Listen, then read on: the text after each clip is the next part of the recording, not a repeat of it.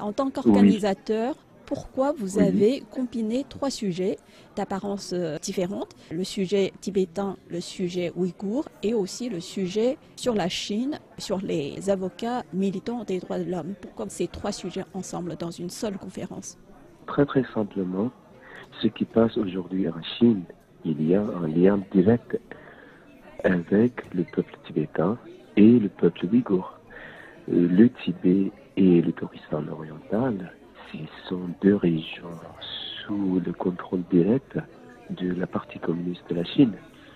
Si on veut aller dans les détails, quand je vois qu'est-ce qui se passe avec le peuple ouïghour, c'est exactement la politique qui a été mise en place au Tibet avant par Tien Guanggu, qui était Chen le Qianguo, oui. chef au Tibet, et par la suite, il est devenu le chef au Turkestan oriental, au Xinjiang.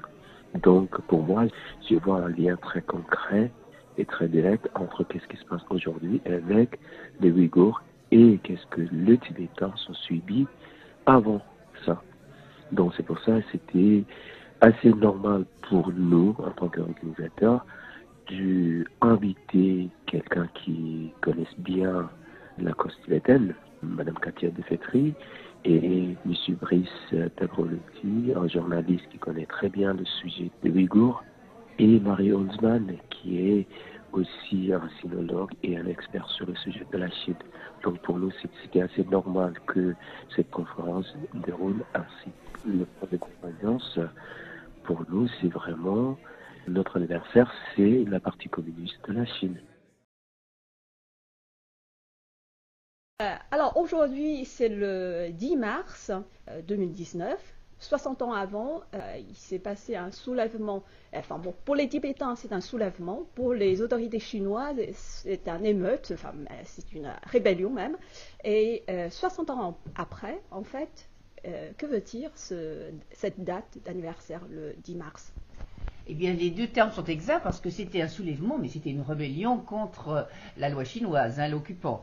En fait, le Dalai Lama avait été invité à une représentation théâtrale au commandement de l'armée populaire de libération et il lui a été demandé de venir sans sa garde normale, ce qui fait que très très vite, la rumeur a couru qu'il allait être enlevé, peut-être même assassiné, et donc tout Lhasa s'est précipité au Nordbulinka, où il habitait, et là, ils ont commencé à faire le siège du palais. Le Dalai Lama a eu très peur qu'il y ait tout de suite des morts, donc il a annulé la représentation, mais ça n'a servi à rien. Et il y a eu plusieurs jours de manifestations, et le 17 mars, le Nordbulinka, le palais d'État, a été bombardé, et donc il s'est enfui avec l'aide de l'armée de résistance tibétaine. Voilà, il est Oui. arrivé en Inde. Le destin du Tibet a complètement changé puisqu'il y a eu une répression terrible, puisque le gouvernement qui existait encore, le gouvernement tibétain qui existait encore pendant les premières années d'occupation, avec des droits très limités, a carrément été supprimé. La route qu'a empruntée le Dalai Lama a été coupée. Et ensuite, effectivement, une chape de plomb est tombée sur le Tibet et il y a eu la répression, les camps, etc., les destructions, etc. Oui, quelle est la situation aujourd'hui au Tibet? Parce qu'il y a quelques années, le monde entier a été surpris en fait par un très grand nombre d'immolations des Tibétains comme geste de protestation. Comment ça se passe sur place aujourd'hui? Donc ces immolations, elles ont succédé en fait à tous ces mouvements de manifestations en général pacifiques qui ont eu lieu en 2008 et qui avaient embrasé tout le plateau tibétain. Il y a eu, à ce jour, il y a eu environ 153 immolations, la plupart, pratiquement toutes, à l'est du Tibet. Et actuellement, la dernière a eu lieu en décembre 2018. Si une des raisons pour lesquelles ce mouvement s'est arrêté, c'est que les autorités chinoises ont commencé à faire de la punition par participation, c'est-à-dire que toute la famille ou les proches des immolés étaient arrêtés, donc ça a conduit à un arrêt de ce mouvement.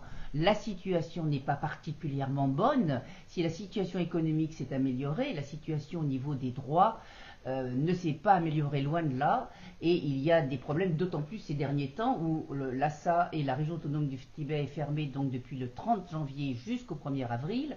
Ensuite, il y a eu l'annonce qu'il y avait maintenant dans les taxis la reconnaissance faciale, dans tous les taxis de Lhasa. Il y a eu une interdiction même de mouvement de village à village dans l'est du Tibet. Hein, et à Lhasa même, les pèlerins et les hommes d'affaires sont très surveillés et ont été priés de garder leur téléphone fermé.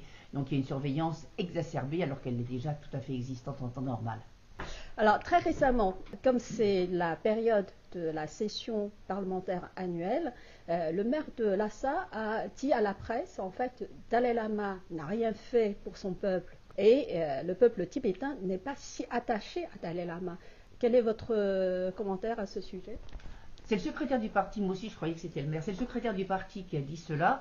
En fait, c'est à peu près comme ils ont demandé maintenant dans certaines régions de supprimer les photos du Dalai Lama, enfin c'est toujours interdit, mais de mettre à la place celle des grands leaders, Mao et Xi Jinping.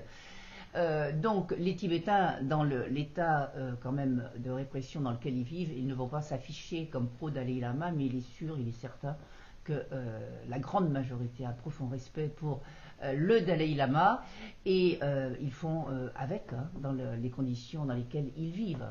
Ces dernières années, on n'entend plus trop parler du Tibet en Occident, surtout dans la presse. C'est que le Tibet est oublié. Comment expliquez-vous ? Les Occidentaux, de manière générale, commencent à se désintéresser du problème tibétain ? Au niveau déjà gouvernemental, il y a une pression telle de la Chine, qui maintenant est quand même une puissance qui compte, hein, que maintenant, depuis 2-3 ans, le Dalai Lama n'est reçu nulle part. Il y a même certains pays où on ne veut plus l'accepter. Donc il y a une pression pour tout événement. Hein. La Chine intervient, et la Chine intervient dans les universités de toute manière. Hein, donc elle intervient à peu près partout.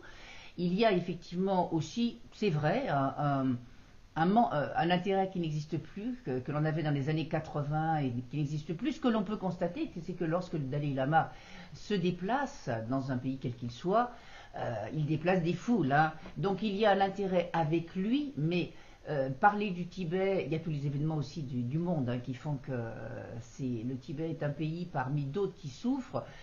Il y a les Ouïghours, et il y a en Chine, et puis il y a la Syrie, il y a tous les autres pays. Donc ça explique. Mais au niveau gouvernemental, c'est vrai qu'il y a une pression chinoise et que nos gouvernements obéissent.